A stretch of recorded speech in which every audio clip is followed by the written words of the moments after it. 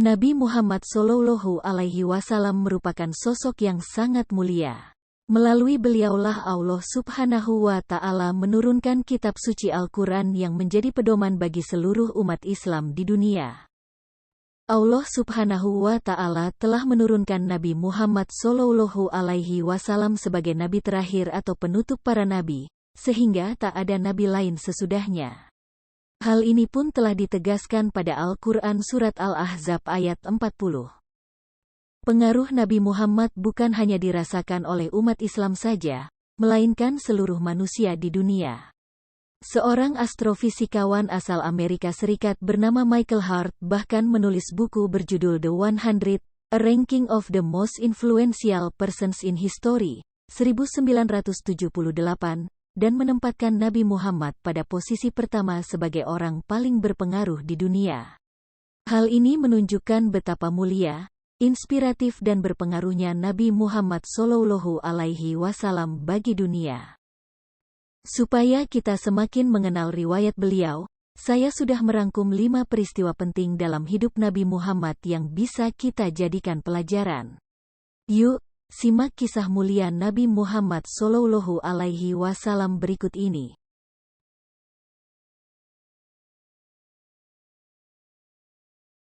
Nabi Muhammad lahir dari rahim seorang ibu bernama Aminah binti Wahab dan ayahnya bernama Abdullah bin Abdul Muthalib pada 12 Rabiul Awal 570 Masehi atau sekitar 1450 tahun yang lalu di kota Makkah. Sahabat semua, pasti pernah mendengar bahwa tahun kelahiran Nabi Muhammad disebut sebagai tahun gajah? Alasan apa sih yang membuat tahun tersebut dijuluki tahun gajah? Ternyata, hal tersebut dikarenakan tahun kelahiran Nabi Muhammad bersamaan dengan peristiwa penyerangan Ka'bah oleh pasukan gajah yang dipimpin oleh Raja Yaman bernama Abraha. Kisah pasukan bergajah tersebut termaktub dalam Al-Quran Surat Al-Fil ayat 1-5. Dikisahkan bahwa Allah Subhanahu wa Ta'ala menghentikan aksi Abrahah dan pasukannya dengan mengirimkan burung ababil untuk menjatuhkan batu dari tanah liat yang dibakar hingga membuat mereka tampak seperti daun-daun yang dimakan ulat. Masya Allah, sungguh besar kuasa Allah Subhanahu wa Ta'ala.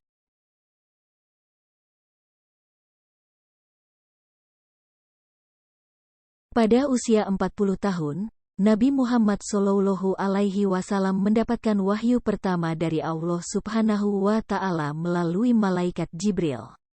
Ada berbagai pendapat mengenai kapan tepatnya peristiwa ini terjadi. Namun, pendapat yang paling banyak menyebutkan bahwa peristiwa turunnya wahyu pertama kepada Nabi Muhammad ini jatuh pada tanggal 17 Ramadan 610 Masehi. Peristiwa ini kemudian diperingati oleh kaum muslimin setiap tahunnya sebagai peringatan Nuzulul Quran. Saat itu, Rasulullah Shallallahu Alaihi Wasallam sedang berada di dalam gua Hira di Jabal Nur untuk berkholwat atau menyendiri. Kemudian malaikat Jibril datang atas perintah Allah Subhanahu wa Ta'ala untuk menyampaikan wahyu berupa surat Al-Alaq ayat 1-5.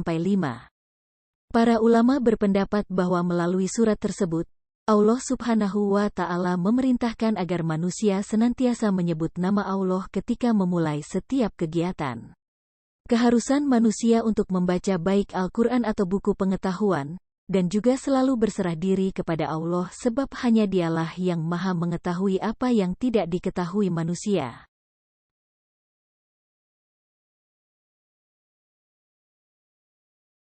Rasulullah memulai proses panjang dakwah untuk menyerukan Islam pada bangsa Arab selama 23 tahun masa kerasulannya.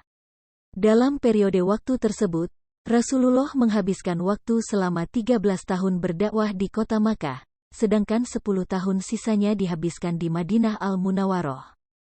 Seorang sejarawan Muslim Arab bernama Ibnu Ishaq menjelaskan bahwa pada 3 tahun pertama, Rasulullah berdakwah secara sembunyi-sembunyi.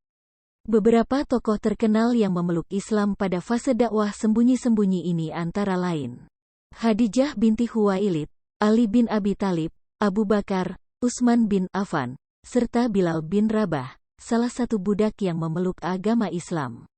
Rasulullah mulai melakukan dakwah secara terang-terangan setelah turun wahyu Allah Subhanahu wa Ta'ala berupa surat Al-Hijr ayat 94. Dakwah terang-terangan beliau memicu kemarahan kaum kafir Quraisy, termasuk paman Nabi yaitu Abu Lahab. Mereka berusaha menghalangi dan menolak ajaran Rasulullah, bahkan berniat membunuh beliau. Sampai kemudian turunlah perintah Allah untuk hijrah ke Habasyah, lalu turun lagi perintah untuk hijrah ke kota Madinah.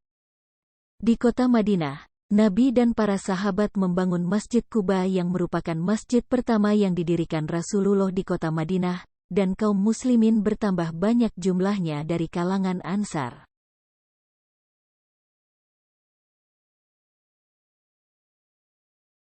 Isra Mi'raj merupakan peristiwa bagi umat Islam yang diperingati setiap tanggal 27 Rajab. Pada peristiwa ini, Rasulullah Shallallahu Alaihi Wasallam menerima perintah dari Allah Subhanahu wa Ta'ala berupa kewajiban melaksanakan salat 5 waktu. Kisah Isra Mi'raj tertuang di dalam Al-Quran Surat Al-Isra ayat 1. Peristiwa Isra Mi'raj hanya terjadi dalam waktu 1 malam saja.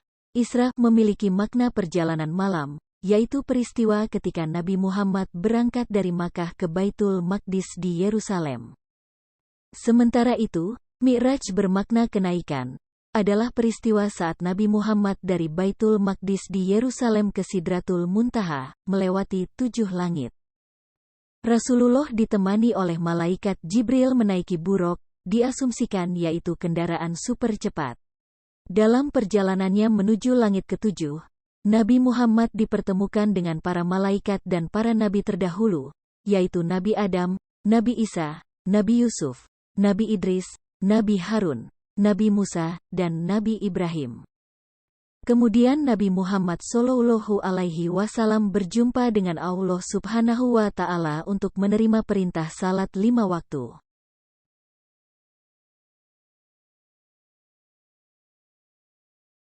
Rasulullah Shallallahu Alaihi Wasallam wafat pada usia 62 tahun, sekitar 570–632 Masehi, bertepatan dengan tanggal kelahiran beliau, yakni pada tanggal 12 Rabiul Awal. Rasulullah jatuh sakit ketika kaum muslimin sedang bersiap menuju peperangan melawan Romawi. Seiring berjalannya waktu, sakit yang dialami beliau pun semakin parah. Meskipun tubuhnya sakit, Rasulullah masih sempat mengimami salat berjamaah selama beberapa hari hingga akhirnya Rasulullah tutup usia di rumah istrinya, Aisyah binti Abu Bakar.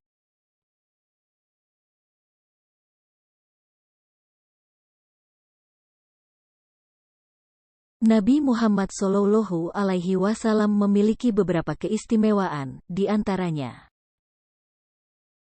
Nabi Muhammad Shallallahu Alaihi Wasallam adalah Khalilullah, yaitu kekasih Allah. Rasulullah Shallallahu Alaihi Wasallam adalah penutup dan nabi terakhir dari para nabi. Memiliki kedudukan yang terpuji al-maqam al-mahmudah.